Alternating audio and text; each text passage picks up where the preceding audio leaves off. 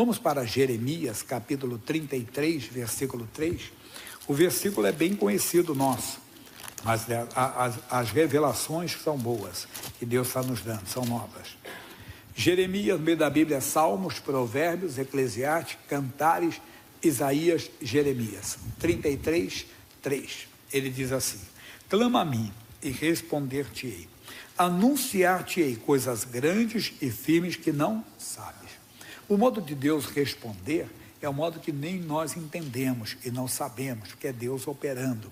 Às vezes tem coisas que nós nem saberemos aqui, só na eternidade.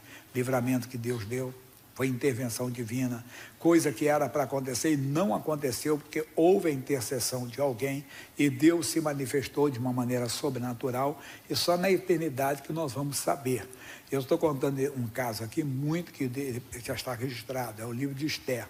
Aí a Bíblia conta que o povo estava no exílio lá, e havia uma família, que era um homem chamado Mardoqueu. Ele cuidou de uma parente como se fosse filha dele, e essa filha dele, que é filha de criação desse parente, se tornou a rainha Esther, a moça que simplesmente conquistou o coração do rei.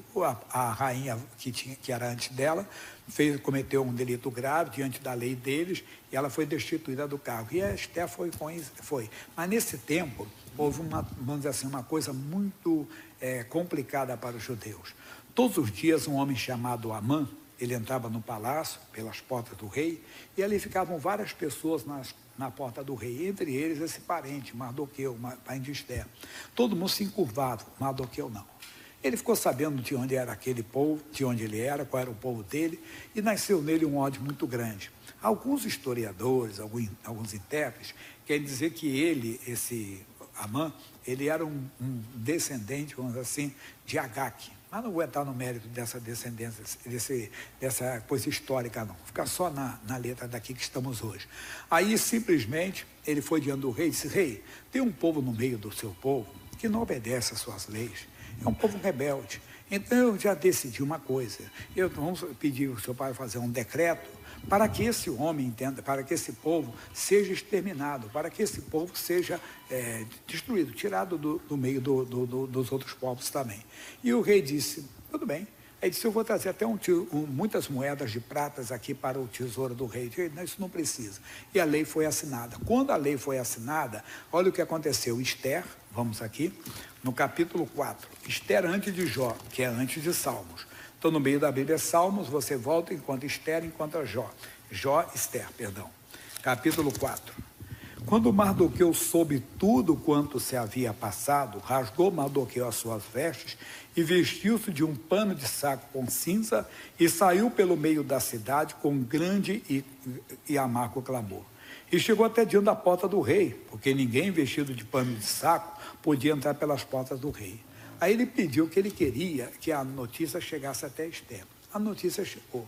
A Esther disse: olha, durante 30 dias nós não fui chamada. Era a cultura deles, costume deles, que ninguém podia ir ao aposento do rei se não fosse chamado por ele. Até mesmo a esposa. E ela disse: tem 30 dias que ele não me chama.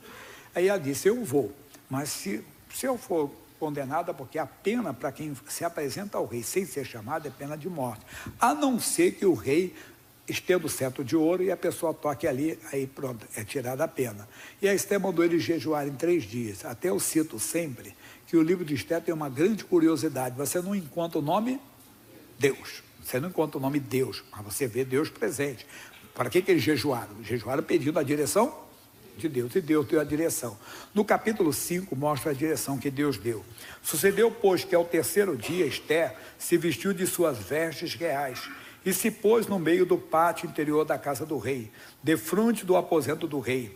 E o rei estava sentado sobre o seu trono real, na casa real, defronte da porta do aposento. E sucedeu que, vendo o rei e a rainha Esther, que estava no pátio, ela alcançou graça aos seus olhos. Eu até brinquei, né? Se fosse aí um teatro, uma telenovela, fosse um filme, ia ser de capítulos. Já me lembra quando eu era garoto, tinha um Batman, né? Aí fala: amanhã, deste mesmo canal, desse bate-canal, nessa bate-hora, né? Aí vinha aquilo, aí seria aqui: E agora, o que vai acontecer? O rei vai estender o cetro de ouro ou não? A rainha Esté vai alcançar graça aos olhos? Ela alcançou graça aos seus olhos.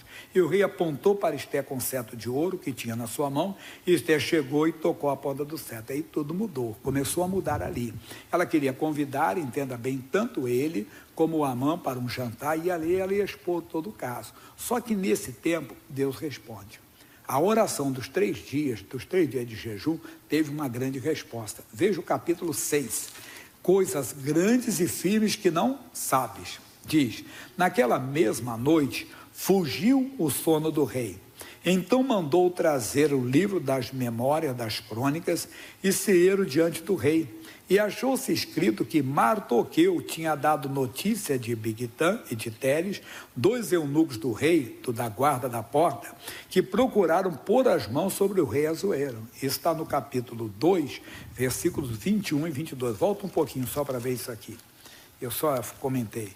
Naqueles dias, assentando-se Mardoqueu à porta do rei, 2 eunucos do rei dos guardas da porta, Bigtã e Teres, tramaram-se e se indignaram e procuraram pôr as mãos sobre o rei Assuero. E veio isso ao conhecimento de Mardoqueu, e ele fez saber a rainha Esté. Esté disse ao rei em nome de Mardoqueu. Pronto, aí aquilo ali acabou. Então volta lá no capítulo 6. Quando ele soube disso aí, que ele leu isso aí, ele perguntou, mas o que se fez? Então disse ao rei, que honra e galardão se deu por isso ao rei, ao Mardoqueu. E os jovens do rei, seus servos, disseram, coisa nenhuma se lhe fez. Então disse o rei, quem está no pátio? E Amã tinha entrado no pátio exterior do rei, para dizer ao rei que enforcasse a Mardoqueu na forca que ele tinha preparado. Ele estava ciente que o plano dele seria cumprido. E os jovens do rei lhe disseram, eis que Amã está no pátio. E disse o rei que entrasse. E entrando Amã, o rei lhe disse, que se fará o homem de cuja honra o rei se agrada? Então Amã disse no seu coração, de quem se agradará o rei, para lhe fazer honra mais do que a mim? Puxa, eu estou assim com o rei se agrada de mim, o rei tem me ouvido, eu pedi o extermínio dos judeus, ele assinou o decreto, só pode estar falando de mim. Aí ele caprichou e mostrou qual era o desejo dele, pelo que disse Amã ao rei, quanto ao homem de cuja honra o rei se agrada, traga a veste real do que o rei se costuma vestir, monte também o cavalo em que o rei costuma andar, montado, e ponha-se-lhe a coroa real na sua cabeça. O que ele queria era ser rei, né?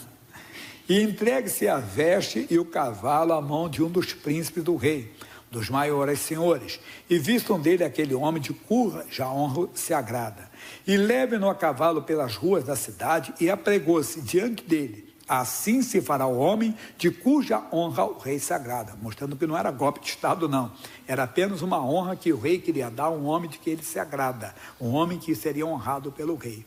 Quando ele falou aquilo, ele pensou que era com ele. Diz o versículo seguinte, então disse o rei Amã, apressa-te, toma a veste e o cavalo, como disseste, e faze assim para com o judeu Mardoqueu, que está sentado à porta do rei, e coisa nenhuma deixes cair de tudo quanto disseste. Imagine, se coloca no lugar do Amã. É assim que se faz com o homem que o rei quer honrar.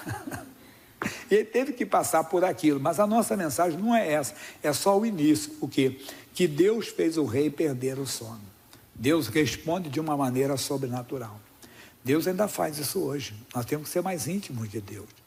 Às vezes a pessoa, eu vi essa semana uma reportagem, que uma senhora ficou presa há 43 anos nos Estados Unidos. Alguém chegou a ver? Alguém chegou a ler essa reportagem? Chegou a ver? Pensei que era só eu que estava lendo. Será que eu li de outro planeta? Não. Estou lendo notícias de outros lugares? Não, uma coisa que foi notícia essa semana. 43 anos ela foi condenada à prisão perpétua por um crime que ela não cometeu. Agora se descobriu que ela é inocente. E os que morreram, porque ela tem pena de morte? Quantos já morreram inocentes? Não é verdade? Quantos são, às vezes, condenados a pagar algo que não tinham que pagar? Empresa que vai falir, pessoa que vai vender a casa dela para pagar uma indenização que não tinha que pagar. Foi uma mentira, foi um complô, entenda bem, uma autoridade não foi com a cara da pessoa e não julgou como deveria julgar. Isso acontece muito aí fora. Mas nós temos um Deus e esquecemos quem é esse Deus. Ele disse, clama a mim, responder-te-ei, anunciar-te-ei coisas grandes e firmes que não sabes. Eles não sabiam o que estava acontecendo, aqui foi registrado depois. Esther não sabia, Mardoqueu não sabia que Deus estava agindo a favor deles. Deus está agindo a favor da sua família. Você tem clamado, você pode ter certeza que Deus está agindo. Tem muitas histórias aqui que não dá para falar todas. Às vezes no dia de Gideão também, o povo não aguentava mais. Eram 7 anos de sofrimento, de opressão maligna. Eles estavam nas mãos do povo dos amalequitas, dos midianitas e de todo o povo do Oriente. Eles vinham como gafanhotos, faziam um estrago em Israel tremendo. E o povo, não aguentando mais, clamou a Deus. Deus enviou um profeta, que passou por toda a terra dizendo: eu disse para vocês não temerem os deuses dos amorreus em cuja terra habitais, mas não testem os ouvidos à minha voz. Gideão ouviu aquilo. Eu vou plantar então. E foi plantar. Quando ele plantou, apareceu um varão lá, era o anjo do Senhor. Salve, o Senhor é contigo, varão valoroso. Se o Senhor fosse comigo, isso não estaria acontecendo o que está acontecendo em Israel. O Senhor é contigo. Ele disse: perdoe a minha incredulidade, eu vou fazer um teste aqui. Eu vou colocar um algodão, e na manhã seguinte, eu quero o algodão seco e a terra molhada. O orvalho, quando vem para todos. Não molha só, vai molhar tudo. Exatamente. Estava lá o algodão seco e toda a terra molhada. No outro dia ele perguntou assim: desculpa mais uma vez, vamos fazer o contrário agora? Para ver se é Deus mesmo que está falando comigo. Vamos fazer o seguinte: agora eu quero o algodão, entenda bem, molhado e a terra seca. E aconteceu assim. Daquele jeito. Aí Deus mandou convocar o povo. 32 mil homens se apresentaram. Deus disse: é muita gente. Fala, quem está com medo pode voltar para casa. 22 mil voltaram, 10 mil ficaram. Ainda é muita gente, Gideão. Desce esse povo para beber água no riacho. Presta atenção, aquele que beber de maneira normal, como se fosse um animal, porque o ser humano, ele põe a mão assim, e o animal não tem mão, ele tem pata, não é verdade? Então ele bebe de maneira diferente. 300 homens foram separados. Gideão deve ter pensado: olha, Deus é sábio, não vai deixar esses malucos, irracionais, irem conosco. O Gideão é com eles. Gideão não acreditou que aquilo estava acontecendo. Aí Deus deu mais um teste para ele, lá no livro de Juízes, no capítulo 7. Eu li isso aqui, porque senão fica longa a mensagem. Juízes, capítulo 7, versículo 9. Senão eu ia fazer só leitura hoje. 7, 9, diz assim: e sucedeu que naquela mesma noite, o Senhor lhe disse: levanta-te e desce ao arraial, porque eu tenho dado na tua mão. E se ainda temes descer, desce tu e o teu moço pura ao arraial, e ouvirás o que diz, e então se esforçarão as tuas mãos e descerás ao arraial.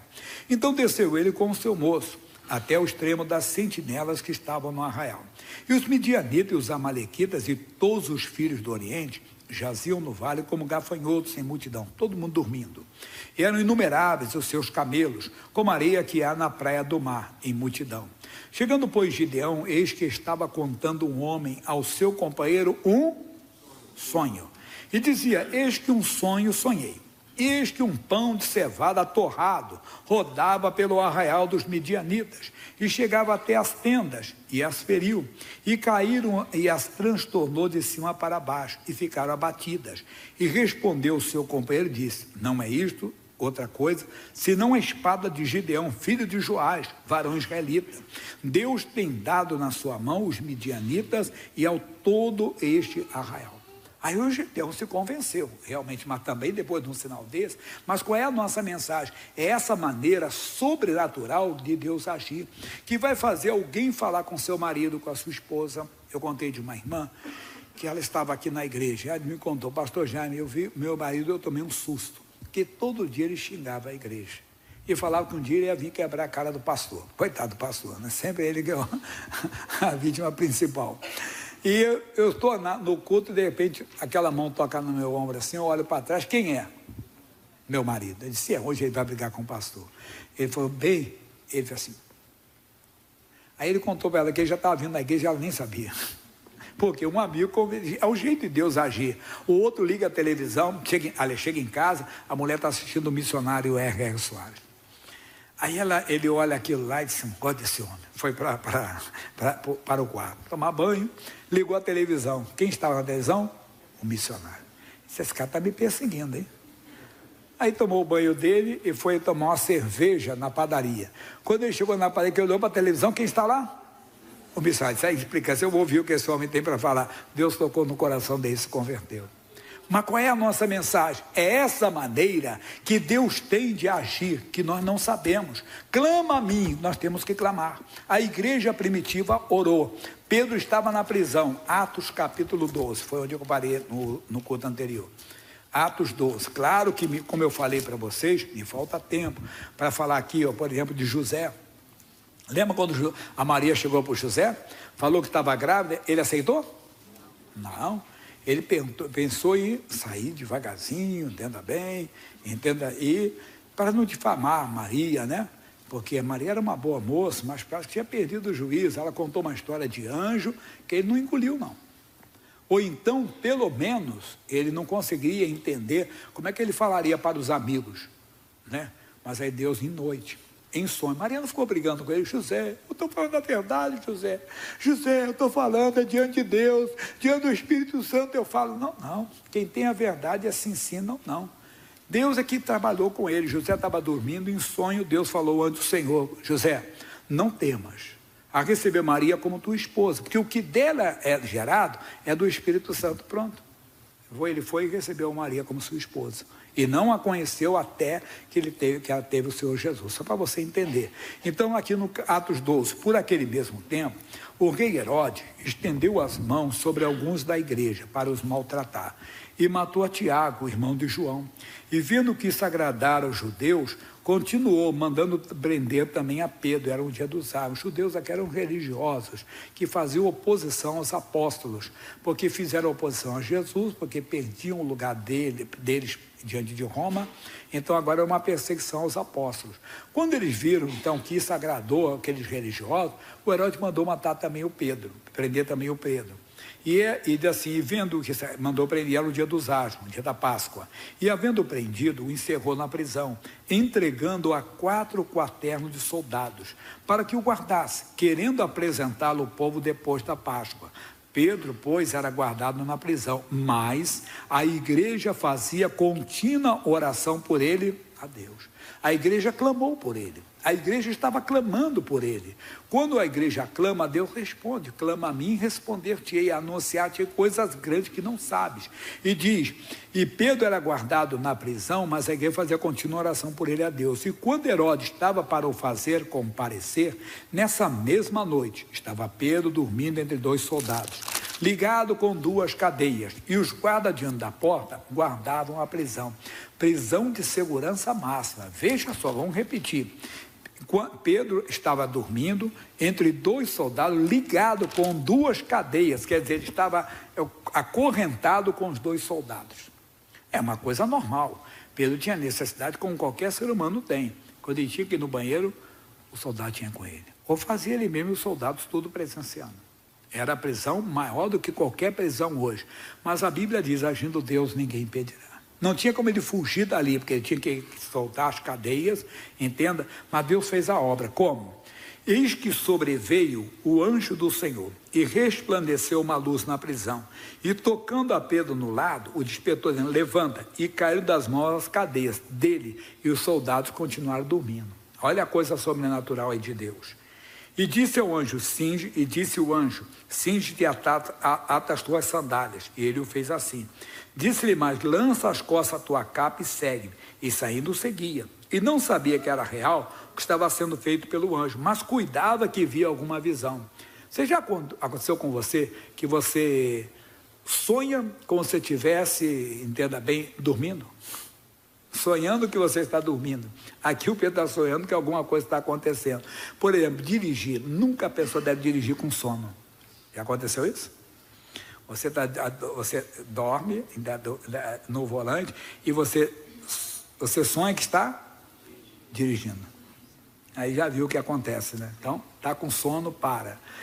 Eu tenho um amigo que diz assim, nem que tu pare meia hora, um pouquinho, joga assim com água no rosto, mas não, o bom mesmo é abortar a viagem, pega um lugar na estrada, se não pode entrar num hotel para dormir, para num posto que tem movimento, principalmente de caminhoneiros, né? E tira lá o seu cochilo. E dorme, depois volta para a estrada, que é perigoso. O Pedro não sabe o que está acontecendo. Ele não sabia, só que era uma visão que Deus estava dando para ele. Aí, saindo, o seguia, não sabia que era. Quando passaram a primeira e a segunda guarda, chegaram à porta de ferro que dá para a cidade, a qual se lhes abriu por si mesmo. E, tendo saído, percorreram uma rua e logo se apartou dele. E Pedro, tornando a ser, caindo na real, disse: agora sei verdadeiramente que o Senhor enviou o seu anjo e me livrou da mão de Herodes e de tudo que o povo dos judeus esperava, os religiosos. E considerando ele nisso, foi à casa de Maria, mãe de João, que tinha por sobrenome Marcos, onde muitos estavam reunidos e oravam. E batendo Pedro à porta do pátio, uma menina chamada Rode saiu a escutar. E conhecendo a voz de Pedro e de alegria, não abriu a porta, mas correndo para dentro, anunciou que Pedro estava à porta. Atenção, hein? E disseram: estás fora de ti. Mas ela afirmava que assim era. E diziam ao seu anjo, que é a superstição que eles tinham. Imagine agora, como é que você deve entender isso? A moça chega e diz: pessoal, é o Pedro que está aí. Menina, Pedro está na prisão. Mas vem cá, a igreja estava orando para quê? Para Deus fazer o milagre, tirar o Pedro da prisão e tirar o Pedro da sentença de morte. Somos nós que também não cremos, como a senhora que estava orando para o marido vir para a igreja, e quando ela vê o marido na igreja, não acredita, pensa que ele veio para brigar, que ele veio para discutir. Não, ele veio porque já estava ouvindo a palavra de Deus. É essa maneira que Jeremias, que ele está dizendo: clama a mim, responder-te-ei, anunciar-te-ei coisas grandes e firmes que não sabes. Antes de concluir aqui, deixa eu lembrar de mais um fato bíblico dessas maneiras estranhas de Deus operar. Eram 3 nações que se levantaram contra o povo de Judá, que era a descendência de Davi em Israel. E essas 3 nações se levantaram com tudo. O que o Josafá fez? Reuniu o seu povo e clamou a Deus. Como é que Deus respondeu? As 3 nações, de repente, porque Amon e Moabe, eles eram irmãos, descendência, entenda bem, das filhas de Ló com o próprio Ló. E o outro Seir era descendência de Esaú. Eles olharam e falaram assim: irmão, qualquer hora esse pessoal vai se levantar contra... Vamos acabar com eles? Acabaram com eles. Daqui a pouco olhou um para o outro assim: mas você também vai se levantar contra mim. E eles se acabaram um com o outro. Quer dizer, todos morreram e o homem Josafá não derramou uma gota de sangue. Porque é essa maneira que estou falando para você que Deus vai agir. De fazer, de repente, o homem ter nojo, entenda bem, da prática que ele está tendo. Seja ela imoral, entenda, seja ela do álcool, das drogas. É Deus que sabe fazer a obra. E isso aconteceu aqui. Mas Pedro perseverava em bater, e quando abriram, viram-no e espantaram. E acenando-lhes com a mão, para que se calasse, contou-lhes como o Senhor o tirara da prisão, e disse: anunciai isso a Tiago, que aí é o outro Tiago, que é o Tiago lá de Zebedeu já tinha morrido, que era o irmão do Senhor, e aos irmãos, e saindo partiu para outro lugar. A nossa mensagem é essa: você tem que clamar e deixar Deus agir. Não esqueça de 2 coisas importantes. 2 aos Coríntios 5:7. O que diz? 2 aos Coríntios 5:7. Porque andamos por fé. Então, se nós oramos, nós temos fé para orar. Agora nós temos que crer e agir sobre a palavra. Você tem que ter a certeza: ninguém da sua família vai se perder. Porque você não tem clamado, não tem colocado, clamado o quê? De acordo com a palavra, invocado aquilo que está escrito na palavra. Deus é eu e minha casa, está escrito. Então o poder do diabo está quebrado, essa prática pecaminosa está amaldiçoada, o Senhor está operando, mas nós ficamos inquietos. Nós não sabemos a maneira. Repito, Jeremias 33:3, que foi o nosso primeiro versículo: clama a mim, responder-te-ei, anunciar-te-ei coisas grandes e firmes que não sabes, que às vezes não sabe como é que Deus está operando. Maria não sabia como é que Deus estava fazendo com José. O mesmo anjo que falou com ele, em sonho apareceu para José e disse que ele poderia receber Maria como sua legítima esposa, porque o que dela era gerado era do Espírito Santo. Quem fez a obra foi Deus. Deus fez o rei lá, entendo, o marido de Esther, perder uma noite de sono, não conseguir dormir para ver os registros. Eu falei: Deus faz isso com o juiz hoje, com o desembargador, com o promotor, com o delegado, entenda bem, ele faz isso para que eles ajudam. Então você deve simplesmente ficar na palavra de Deus. Quando você clama, tem que aceitar, porque andamos por fé e não por vista. Aí vamos agora, ainda em 2 aos Coríntios, que isso aqui é forte para nós, que nós temos que olhar para essa palavra, capítulo de número 13, isso, O versículo é o 5. Examinais a vós mesmo, se permaneceis na fé. Quer dizer, nós estamos frequentando aqui, mas nós permanecemos na fé? Não entendi, pastor. A fé vem por ouvir e ouvir pela... Será que nós permanecemos no que Deus falou conosco? Ou não conseguimos ver? Esquecendo Hebreus 11:1. O que diz Hebreus 11:1?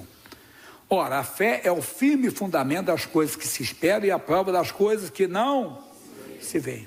Mas você crê, Deus está agindo. Então nós temos que nos examinar. Estamos permanecendo na fé ou não sabeis quanto a vós mesmos que Jesus Cristo está em vós? Se não é, que já estáis reprovados. Não, nós temos que permanecer acreditando. Como é que ele está fazendo? Eu não sei, mas ele está fazendo. Como é que ele fez? A rainha Esther não sabia, Mardoqueu não sabia, mas Deus fez o rei perder o sono. Ou como depois eles ficaram sabendo, mas Josafá não sabia. Como é que Deus estava, mas sabia que Deus estava agindo, tanto que ele fez algo. Alguém lembra o que Josafá fez? Os cantores e louvou a Deus, adorou a Deus, sabendo que Deus estava no controle. Deus está agindo, como eu não sei, mas Deus está agindo. E Deus fez as 3 nações se autodestruírem. Era Deus operando, era Deus se manifestando. Ainda em Hebreus, capítulo 10, versículo 37, 38 ou 37 diz: porque ainda um pouquinho de tempo, e o que há de vir virá e não tardará. Vai vir, porque 1000 anos, nossa, é um dia só para Deus. Deixe, creia, ninguém vai se perder se você continuar na fé. Aí ele diz, mas o justo viverá da fé, e se ele recuar, a minha alma não tem prazer nele. Então não posso recuar. Eu orei, eu clamei a Deus, porque pela salvação da minha família. Clamei porque está escrito, crê no Senhor Jesus Cristo, serás salvo tu e a tua casa. E os sinais seguirão os que crerem. Meu nome expulsarão demônio. Deus diz, demônio, não adianta, fora, está amaldiçoado teu vício, tua prática religiosa, incredulidade, o que for, ou prática de prostituição, é promíscua, devassa, está repreendido. Eu declaro que a minha família é do Senhor Jesus, o fulano a fulano, e sustenta essa oração. Crendo que Deus está agindo de uma maneira que você não sabe, mas crê que Deus está agindo. Guarda esse versículo, vamos lá de novo, onde nós começamos, quem lembra? Jeremias, capítulo 33, você conhece, mas quero que você preste atenção. Clama a mim e responder-te-ei, anunciar-te-ei coisas grandes, é grande, firme, não é vacilante não, que não sabes, quer dizer, eu não sei como, mas Deus está operando. Eu tenho uma convicção, quer dizer, como é que Deus operou? Fez o homem escutar 3 vezes o missionário, às vezes faz um colega de trabalho, fez um homem passar aqui na porta da igreja, está me dando hoje, falando comigo, está numa dificuldade na vida profissional. Esse pastor, eu passei na minha mulher, você falou, pede uma oração lá para o pastor Jaime. Hoje ele passou na porta da igreja, aí tem lá um monitor lá. Ele viu a tela lá, esse eu vi o senhor pegando, não podia parar que eu tinha que ir num lugar, mas ele foi, telefonou para cá, pastor, já podia fazer uma oração por mim? E veio e eu orei por ele. É isso que Deus faz. Já viu alguém falar sem querer querendo? Sem querer querendo, a pessoa passa na porta da igreja. Sem querer querendo, a pessoa vem à igreja. Sem querer querendo, ela vai acordar na madrugada e vai ligar a televisão. Lembra do rapaz, do Aroche? Do Aroche não é bagunça não, tá? É que tem uma ótica ali. Eu morava nessa época, alguns já ouviram o testemunho. Eu morava aqui, perto da Santa Casa. Aquilo ali é chamada Vila Buarque. Hoje eu moro para o lado de cá, na Barra Funda. Aí eu estou vindo a pé para cá, eu gostava de vir. E um rapaz falou, pastor Jaime, deixa eu contar um testemunho para você. Diz para o R.R. Soares que há 1 ano eu estou com Jesus. Mas deixa eu ficar com minha família é toda evangélica, toda família tradicional. Mas eu era a ovelha perdida da família. Eu queria saber drogas, álcool, sempre chegava meio doidão em casa. Um dia eu cheguei meio doidão. E eu fui dormir, e eu dormi com a televisão ligada. Tem uma tela no meu quarto. E quando eu acordei, eu vi aquilo tudo azul na minha frente. Eu falei, morri. Bom, o cara cheio de óculos achou que ia para o céu, né? Esse morri. E ficou aquilo. Aí ele foi esfregar os olhos, e quando ele abriu, tinha um homem de terno, dizia assim, você já deu bom dia para Deus hoje? Era um missionário. Aí ele falou, morri mesmo, rapaz, olha só, né? O homem fala para mim, já deu bom dia para Deus hoje? Aí que eu olhei, não, eu estou no meu quarto, isso aí é um programa. O que ele entendeu? Eu quero o recado de Deus. Pode dizer que naquele dia eu falei com a minha mãe, eu fui para a igreja, já no final de semana com ela, estou até fim, já me batei, estou firme com o Jotel, eu tenho 1 ano, mas foi naquele dia. Deus sabe fazer a obra. Deus sabe fazer você acordar na madrugada. Deus é Deus. Então clama a mim, responder-te-ei. Anunciar-te coisas grandes e firmes que não sabes. Aquieta-te, Ele é Deus. Eu nem coloquei no esboço não, mas Salmo 46, 10. O que diz Salmo 46, 10? Você já leu comigo várias vezes aqui. Diz, aquietai-vos e sabei que eu sou Deus. Foi Ele quem falou, clama a mim. Então Ele é Deus para cumprir a palavra. Serei exaltado das nações, serei exaltado sobre a terra. Então aquietai-vos, fique tranquilo, fique firme na fé. Firme, crendo que Deus está agindo a favor da sua família.